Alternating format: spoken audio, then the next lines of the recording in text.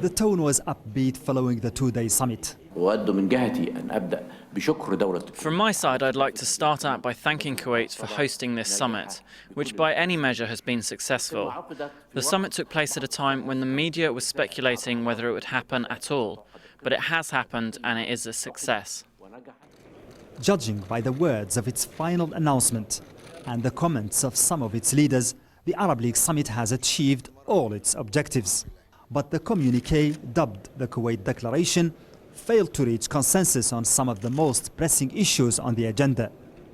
The Syrian opposition failed to get the official seat of their country at the summit. It remained empty throughout.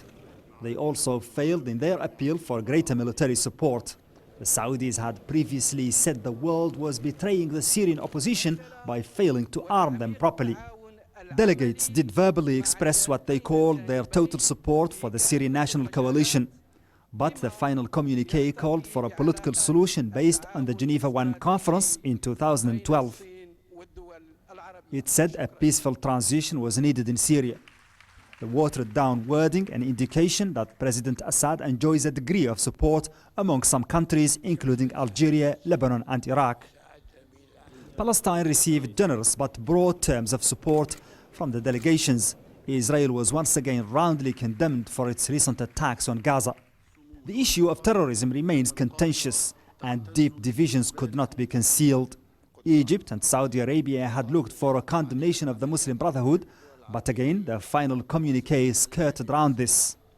The endorsement of the new military-backed government in Egypt could be the most obvious outcome of this summit, not only for the generous words of congratulation by several heads of delegations, but also for the additional bonus by the United Arab Emirates, which has ceded its presidency of next year's summit to Egypt. And Egyptian interim President Adli Mansour got the last word during the closing session. He might have failed to insert a direct reference to the Muslim Brotherhood as a terrorist organization in the communique, but it appears that Egypt's rulers did get the most out of the summit.